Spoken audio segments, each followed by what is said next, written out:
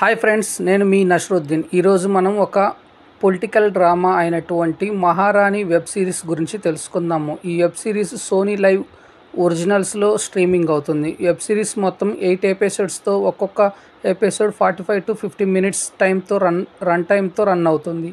ఈ మహారాణి web series season 3 దీనికి అంతకుముందు 2 సిరీస్ రిలీజ్ అయ్యి మంచి విజయం అందుకున్నాయి. సంగతి అందరికీ తెలిసిందే. సో ముందుగా మహారాణి 1 and 2 స్టోరీ లైన్ చూద్దాము. ఎవరైనా చూసి ఉండకపోతే వారికి అర్థమవటం కోసం ఈ మహారాణి సీజన్ 1 and 2 స్టోరీ లైన్ వచ్చేసి 1990 నాటి బీహార్ రాజకీయాలకు ఈ సిరీస్ అద్దం పట్టింది.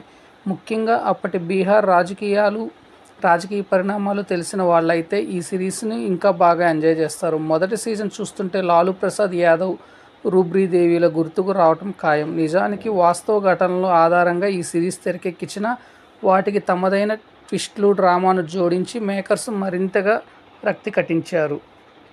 తొలి సీజన్లో సీఎంగా ఉన్న తన భర్తపై హత్యా ప్రయత్నం జరగడంతో ముఖ్యమంత్రి పీఠం ఎక్కిన రాణి భారతి రెండో సీజన్లో మరింత పవర్ఫుల్గా మారుతుంది. జైలు నుంచి బయటకు వచ్చిన భీమా భారతి మళ్ళీ సీఎం పదవిని దక్కించుకోవడం కోసం చేసే ప్రయత్నాలు, వాటికి చెక్ పెట్టడానికి అప్పటికే పాలిటిక్స్లో ఆరితేరిన రాణి భారతి వేసే ఎత్తులు, ఈ భార్యాభర్తల గొడవలతో పాటు సున్నితమైన అంశాలను లేవనెత్తి రాజకీయంగా సొమ్ము చేస్తూ ప్రతిపక్ష నేత నవీన్ కుమార్ సాగించే రాజకీయాలు, ఇలా ప్రతి ఎపిసోడ్స్ ఎంతో ఆసక్తికరంగా సాగుతుంది.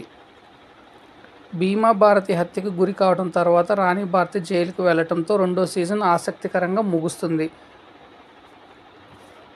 ఇక ప్రస్తుత మూడవ సీజన్ను జమ్మూ కాశ్మీర్ అసెంబ్లీలో షూట్ చేయటం జరిగింది. ఈ మహారాణి సీజన్ 3 వెబ్ సిరీస్ వచ్చేసి ఎలా ఉందంటే, ఇందులో ఒక డైలాగ్ వచ్చేసి 4వ తరగతి చదువుకున్నప్పుడే మిమ్మల్ని ఒక ఆట ఆడుకున్నాను, అలాంటిది గ్రాడ్యుయేషన్ అయ్యింది, ఇప్పుడు మిమ్మల్ని ఎలా ఆడుకుంటాను అనేది ఆలోచించుకోండి అని చెప్పే డైలాగ్స్ చాలా బాగా ఉంటాయి. ఇక స్టోరీ లైన్ వచ్చేసి జైల్లో ఉన్న రాణి భారతి ప్రతిసారి బెయిల్ను రిజెక్ట్ చేస్తూ తన సైన్యాన్ని పెంచుకోవటము, అలానే అనుకోని పరిస్థితుల్లో జైల్లో ఉన్నప్పుడు తన పిల్లలపై కొందరు దాడి చేయడంతో బెయిల్పై వచ్చి తన శత్రువులను చీల్చి చెండాడే సన్నివేశాలు బాగా ఆకట్టుకుంటాయి. ముఖ్యంగా క్లైమాక్స్లో వచ్చే సన్నివేశాలైన జైల్లో ఉన్నప్పుడు ఖైదీల ద్వారా తన పనులను, శత్రువులను ఎలా నిర్మూలించిందనే సన్నివేశాలు బాగా ఉంటాయి. అలానే సీఎంగా ఉన్న నవీన్ బాబును ఏ విధంగా పొలిటికల్ స్ట్రాటజీస్తో ఆడుకుంది, మరియు సీఎంగా ఉన్న నవీన్ బాబును సీఎంగా దించే సన్నివేశాలు బాగా ఉంటాయి. మరియు పొలిటికల్ స్ట్రాటజీస్తో స్టెప్ బై స్టెప్ వేసే ఆటలు కానీ బాగుంటాయి.